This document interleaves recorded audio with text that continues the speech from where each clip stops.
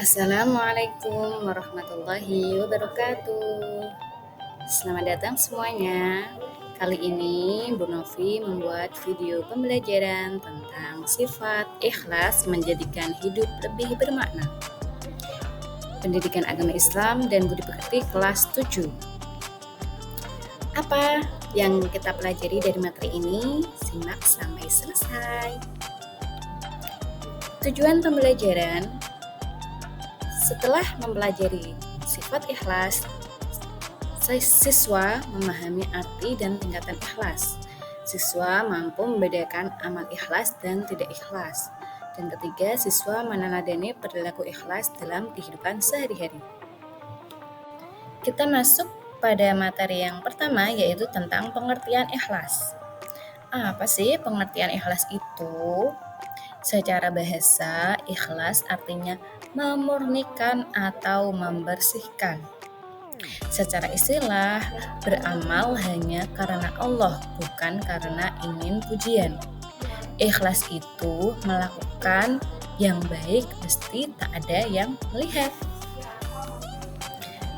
Dalil tentang ikhlas.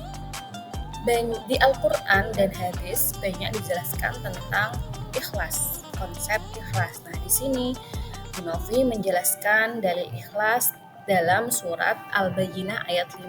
Pasti anak-anak sudah hafal ya surat ini, yang berbunyi sebagai berikut. A'udzu billahi minasyaitonir rajim. Bismillahirrahmanirrahim. Wa ma umiru illa liya'budullaha mukhlishina lahuddin hunafa wa yuqimus sholata wa yu'tuz zakata wa dzalika dinul qayyimah. Shadaqallahul azim.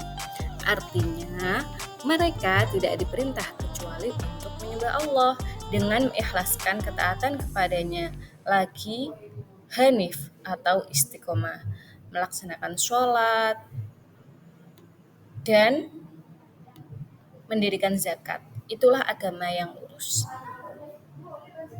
Allah hanya menerima ibadah yang dilakukan dengan niat murni karenanya.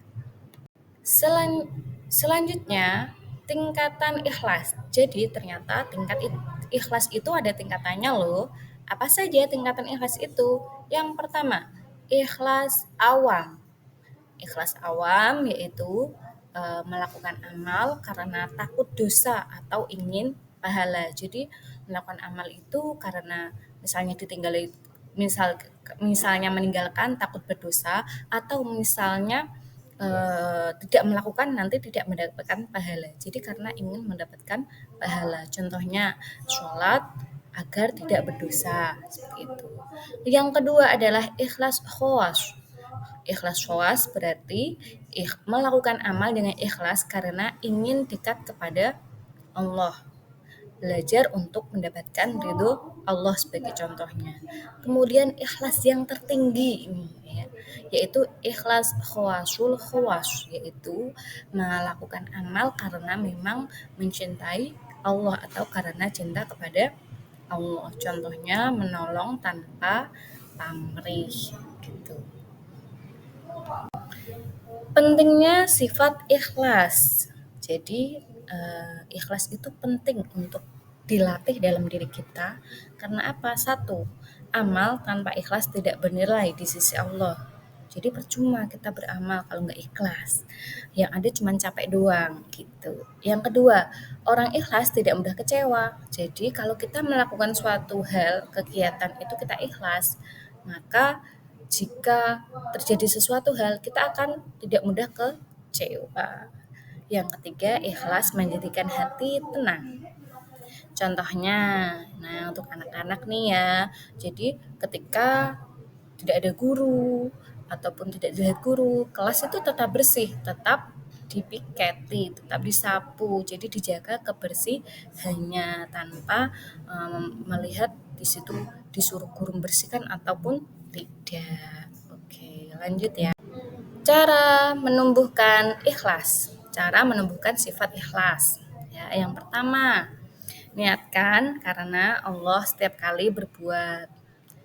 Innamal a'malu binniyat. Jadi sesungguhnya semua amal itu tergantung niatnya. Jadi kalau misalnya kamu nyapu diniati ibadah, maka itu akan bernilai pahala kepada Allah gitu. Jadi pokoknya setiap ada tugas, setiap ada apapun, niatkan semuanya dengan ikhlas karena Allah. Yang kedua, hindari pamer dan sombong.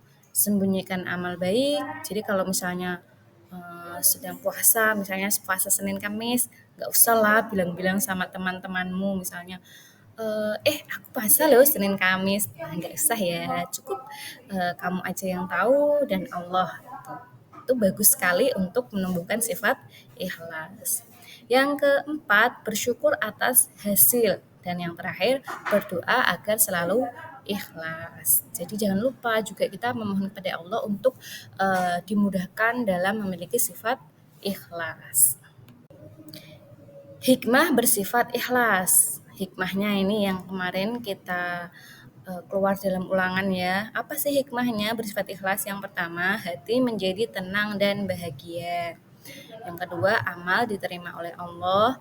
Yang ketiga, tidak mudah kecewa. Dan yang keempat, hidup lebih bermakna. Nah, silahkan kalian juga tulis jawabannya di buku kalian ya.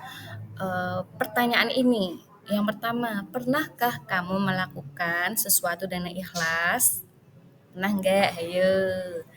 Kemudian yang kedua, bagaimana rasanya jika kebaikanmu tidak dihargai? Pernah nggak kamu merasakan seperti itu? Kamu sudah melakukan tugas dengan sebaik-baiknya tapi tidak dihargai. Bagaimana rasanya? Nah, coba kalian tulis ya di buku kalian. Ikhlas itu sederhana, tapi tidak mudah kan? Tapi kita tidak boleh menyerah dan kita harus tetap berusaha.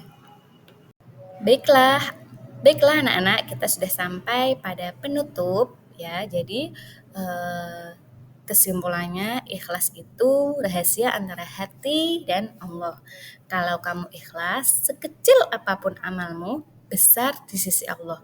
Luruskan niat, ringanlah amal. Oke, jadi jangan lupa kalian silakan simak materi ini sampai kalian tuh paham. Jika kalian kurang paham, kalian bisa bertanya kepada saya, Bu Novi ya. Oke, baik anak-anak, untuk cukup sekian video pembelajaran hari ini. Kita akan melanjutkan pada video pembelajaran selanjutnya. Jangan lupa kalian subscribe dan like untuk video ini ya. Terima kasih. Wassalamualaikum warahmatullahi wabarakatuh.